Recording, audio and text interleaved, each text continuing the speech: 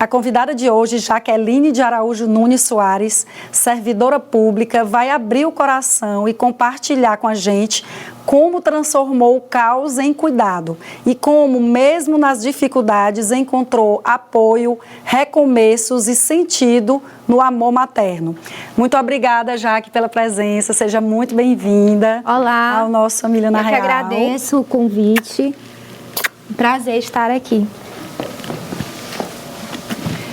Jaque, a gente hoje tem um programa muito especial. Quero te agradecer do fundo do coração por você ter aceito esse convite, vir aqui compartilhar a sua história, inspirar tantas mães nesse mês das mães e contar um pouco da sua rotina com o Gabriel. E aí eu já começo perguntando como é que foi o momento em que você descobriu a gestação, quais foram os seus primeiros sentimentos, medos.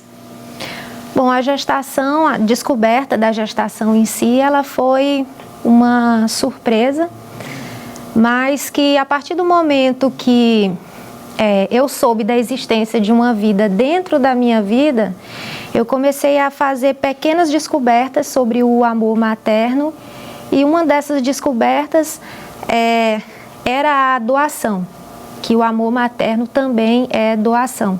Mesmo não sabendo ao certo a dimensão desse amor, porque é todo um processo, eu iria descobrir conforme a gestação fosse avançando, até poder pegar meu filho no colo e aí começar uma nova fase, né, como mãe. Jaqueline, você tinha quantos anos nessa época? Acho que uns 23 anos. E a gravidez não foi planejada, não é isso? Não, ela não foi planejada. Inclusive, eu ainda era estudante, né? Eu fazia direito na época. E foi um desafio, porque a gente vê muitos casos de mães que acabam interrompendo os estudos, né? Para mim, pelo menos para mim, não era uma opção. E eu me dediquei ao máximo e concluí a faculdade, né? No nascimento do Gabriel, após, aliás, o nascimento do Gabriel, inclusive, eu cheguei a levá-lo para a faculdade algumas vezes, saía nos horários de intervalo para amamentar, mas eu não interrompi os estudos. Você morava em Teresina nessa época, Jaqueline?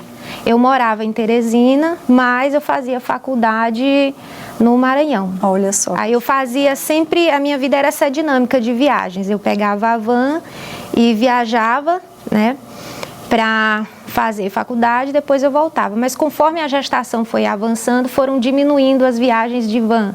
A minha família era toda do Maranhão, aqui em Teresina não tinha absolutamente ninguém. Então eu acabava passando alguns dias na casa da minha mãe, que morava lá na cidade de Caxias, e aí nos finais de semana eu voltava para Teresina, sempre fazendo assim essa dinâmica. Jaqueline, aqui no programa, no Família na Real, geralmente a gente traz convidados da área jurídica, da área da psicologia, e esse mês das mães eu conheci a história da Jaqueline na Defensoria Pública, que é assessora da Defensoria, e eu quis muito trazer aqui para o programa, que é uma história real, né? Daí o nosso Família na Real, porque eu tenho certeza que a história da Jaqueline vai inspirar e vai motivar muitas mulheres que também enfrentam esse desafio de muitas vezes passar ali pela maternidade sem planejamento. Jaqueline vai contar toda a história dela aqui pra gente. Então a ideia no nosso programa hoje é essa, Jaqueline. E como era o seu relacionamento na época com o pai da criança? Eu queria que você falasse um pouco como é que foi a decisão no processo de divórcio também, como é que se deu. Você pode até contextualizar tudo, né? Você disse que ficava indo e voltando. Então quando você engravidou, você já tinha então entrado na faculdade, não é isso, direito? Eu estava no 7º período, já caminhando para colação de grau. O divórcio, Rosa, para muitos ele se resume a alívio. Para outras pessoas o divórcio ele pode representar também dor, mas quando envolvem filhos, o divórcio ele também representa um abalo emocional. Sempre é muito difícil. E esses abalos emocionais, eles vão para além das figuras do genitor, da genitora. Na perspectiva dos filhos, esse abalo emocional, ele também pequenas rachaduras, pequenas rachaduras, e compete a nós, como pais, pai ou mãe, e validando os sentimentos da criança para que as coisas possam encontrar o seu lugar. Tudo tem que ser bem pensado em relação ao bem-estar dos filhos, né? Quando o divórcio aconteceu, a primeira pergunta que eu me fiz na época foi: o que é que eu vou fazer agora? Porque, além da questão emocional, eu também me deparava com vários desafios na minha frente. O desafio financeiro, ele era um deles, né? Eu começava a calcular como seriam as minhas despesas a partir dali, porque apesar de na época eu já trabalhar, mas a minha renda sozinha não seria capaz de suportar todas as despesas de uma casa, né? Gabriel tinha quantos anos quando você... Acho que ele tinha por volta de uns 4 anos, sim, por aí. Então, nessa época foi de muita dificuldade. Por quê? Porque eu estava perdendo a casa que eu morava, eu não tinha transporte, eu tinha uma certa dependência econômica do pai da criança. Então, eu me vi diante de um misto de sentimentos, do medo do futuro, como seria aquele estranho recomeço, para onde eu iria correr, o que eu iria fazer, como eu iria resolver os problemas diante de mim. Porque, de uma certa forma, eu perdi ali um apoio, porque eu morando sozinha em Teresina, eu não tinha parentes, nunca tive uma rede de apoio, minha família toda do Maranhão, eu não tinha a quem recorrer, né? E aí eu me deparei, né, com essa situação da questão financeira. Minha saúde mental também estava muito abalada, a ponto de eu esquecer de mim mesma, né? Mas foram surgindo algumas pessoas, e as coisas elas foram encontrando seu lugar, né? Sim, caminhando, a gente conversava até sobre os anjos que vão surgindo, sim, em nossas vidas, não é, Jaque?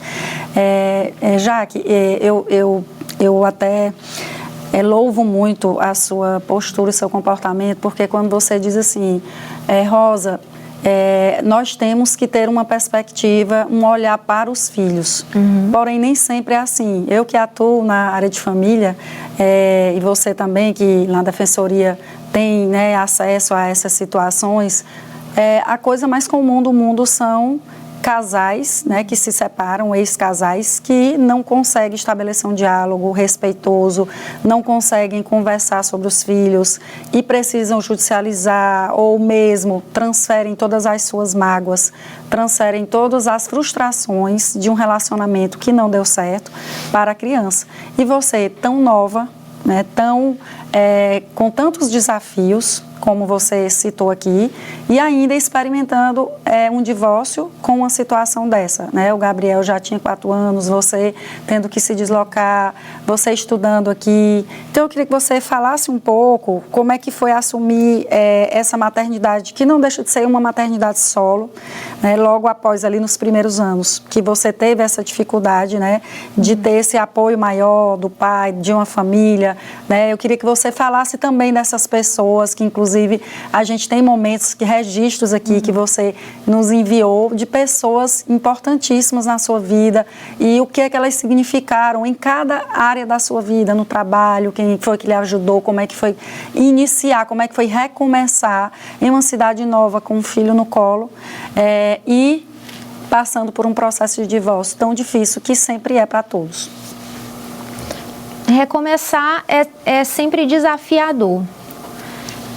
E eu acho que o maior desafio naquele momento era como eu iria lidar com o Gabriel.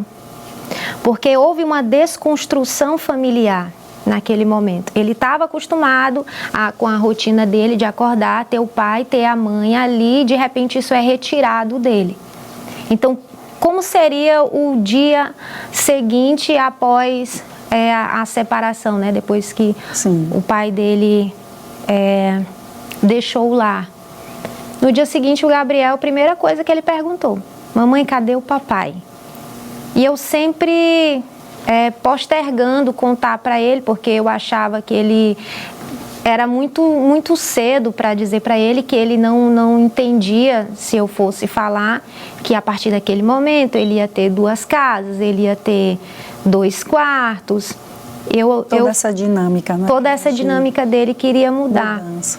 Só que após esse período de separação, teve um afastamento do genitor, e esse afastamento do pai foi algo que machucou muito o Gabriel, né, porque ele convivia ali com a saudade do pai dele, perguntava o tempo todo, ele ia até o portão, perguntava se o pai dele ia voltar.